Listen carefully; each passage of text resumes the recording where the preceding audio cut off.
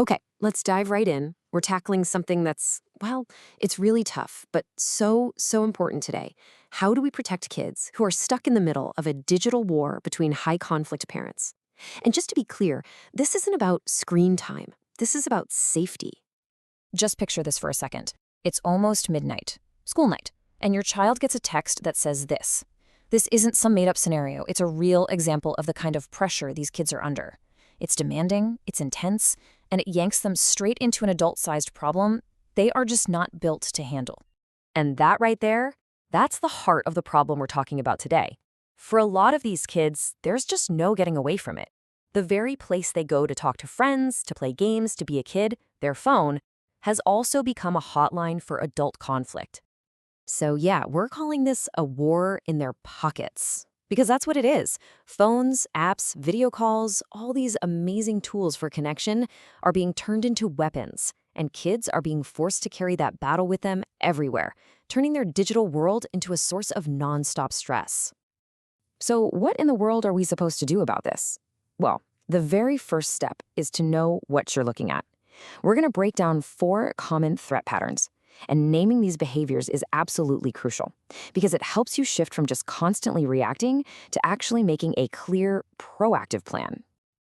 All right, first up, turning the child's device into a surveillance tool. This is when a parent uses their kid's phone, maybe during a video call or through texts, to basically spy on the other household.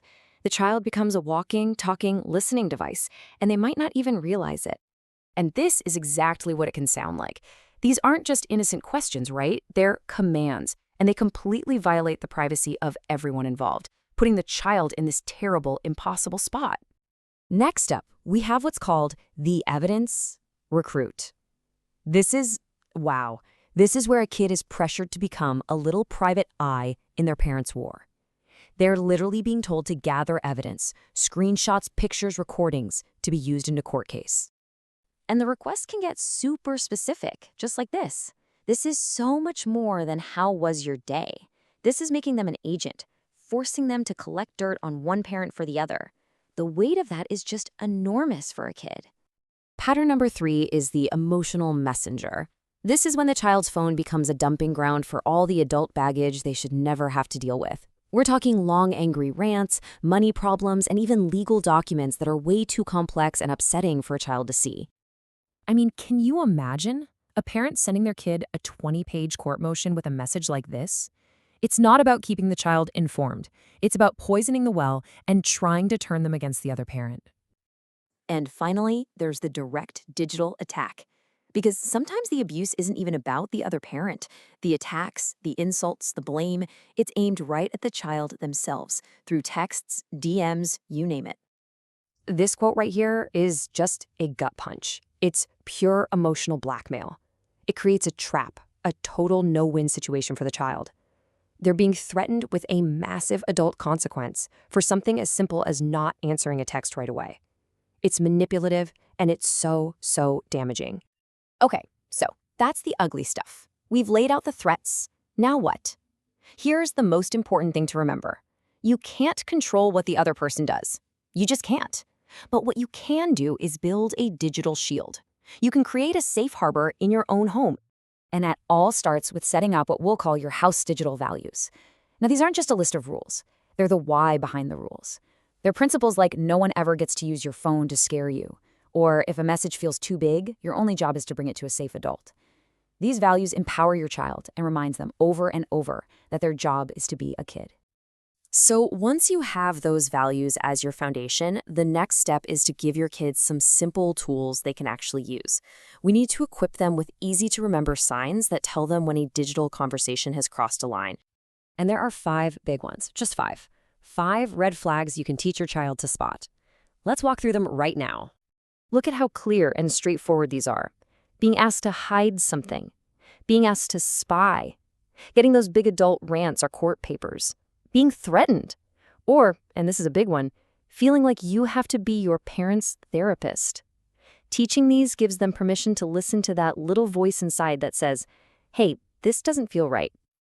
A really crucial part of this is teaching the difference between what's private and what's a secret. Private is your stuff, your journal, your feelings. You get to choose who you share it with. But a secret, that's when someone else pressures you to hide something, especially if it feels bad or scary. That distinction is a game changer for kids. Now, this digital shield can't just exist at home, right? A kid's world is bigger than that. School is such a huge part of their support system. So let's quickly touch on how teachers and schools can become part of this safe haven too. This right here is a perfect playbook for any educator watching. If a student shows you an upsetting message, these steps are golden. You validate them, make sure they know they aren't in trouble, you name the problem, you tell them what's next, and you document it. It shows the kid, hey, you are not alone in this, we've got your back. When you boil it all down, all these strategies, the patterns, the values, the red flags, they are all aiming for one single thing: reclaiming a child's right to just be a kid, to be free from the crushing weight of adult conflict. And this is the sentence that says it all. This should be the North Star for every parent, every teacher, every adult involved in a child's life. A child's job is not to be a spy, a messenger, or a therapist. Their job is to learn and play and grow. Period. So we end with this question to really think on. It's not just about protecting them from bad things. It's about proactively building good things. How can we, all of us, work to give children back their digital childhood? A space where they can be creative and curious and connect without all this fear? That's the work ahead for all of us.